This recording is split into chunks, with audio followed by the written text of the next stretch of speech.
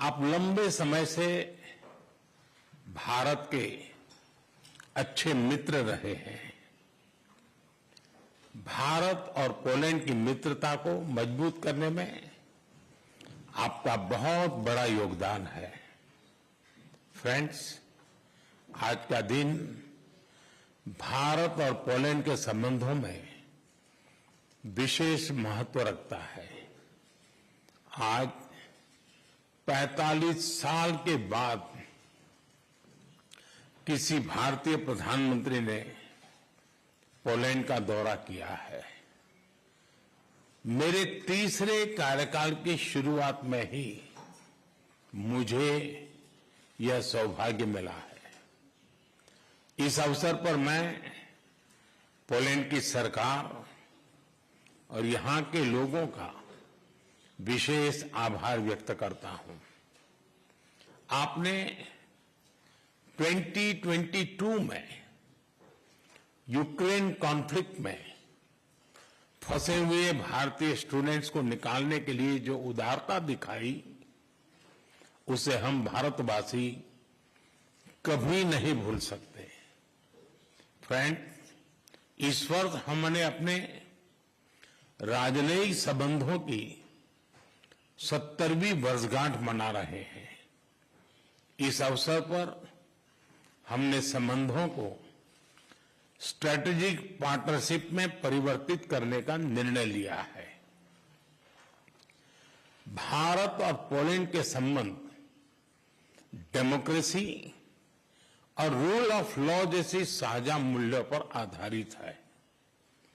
आज हमने संबंधों को एक नई दिशा देने के लिए कई इनिशिएटिव्स की पहचान की है। दो लोकतांत्रिक देशों के रूप में हमारी पार्लियामेंट के बीच आदान प्रदान को बढ़ावा दिया जाना चाहिए। आर्थिक सहयोग को व्यापक रूप प्रदान करने के लिए प्राइवेट सेक्टर को जोड़ने के लिए काम किया जाएगा। फूड प्रोसेसिंग के लिए क्षेत्र में पोलैंड वर्ल्ड लीडर्स में से है। हम चाहते हैं कि पोलैंड की कंपनियां भारत में बनवाए जा रहे मेगा फूड पार्क से जुड़े भारत में तेज गति से हो रहे शहरीकरण से water treatment, solid waste management, urban infrastructure, ऐसे क्षेत्रों में हमारे सहयोग के नए अवसर खुल रहे हैं। Clean coal technology, green hydrogen, renewable energy, artificial intelligence भी हमारी साझी प्राथमिकता के विषय हैं। हम पोलैंड की कंपनियों को make in India and make for the world से जुड़ने के लिए आमंत्रित करते हैं। फिनटेक, फार्मा, स्पेस, ऐसे क्षेत्रों में भारत ने अनेक उपलब्धियां हासिल की है। हमें इन क्षेत्रों में अपना अनुभव पोलैंड के साथ साझा करने में खुशी होगी। रक्षा के क्षेत्र में करीबी सहयोग हमारे गहरे आपसी विश्वास का प्रतीक है। इस क्षेत्र में आपसी सहयोग को सुदृढ़ बनाया जाएगा। इनोवेशन और टैलेंट हमारे दोनों देशों की युवा शक्ति की पहचान है। स्किल्ड वर्कफोर्स की भलाई के लिए, स्किल्ड वर्कर्स की भलाई के लिए और मोबिलिटी को बढ़ावा देने के लिए दोनों पक्षों के बीच सोशल सिक्योरिटी एग्रीमेंट पर सहमति बनी है। फ्रेंड्स, भारत और पोलैंड अंतर्राष्ट्रीय मंच पर भी करीबी तालमेल के साथ आगे बढ़ रहे हैं। हम दोनों सहमत हैं कि वैश्विक चुनौतियों का सामना करने के लिए संयुक्त राष्ट्र संघ तथा अंतर्राष्ट्रीय संस्थानों में रिफॉर्म वर्तमान समय की मांग है। आतंकवाद हमारे लिए एक बड़ी चुनौती है। मानवता में विश्वास रखने वाले भारत और पोलैंड जैसे देश ऐसे और अधिक सहयोग आवश्यक है। उसी तरह क्लाइमेट चेंज हमारे लिए साझा प्राथमिकता का विषय है। हम दोनों अपनी क्षमताओं को जोड़कर ग्रीन फ्यूचर के लिए काम करेंगे। जनवरी 2025 में पोलैंड यूरोपियन यूनियन की अध्यक्षता संभालेगा।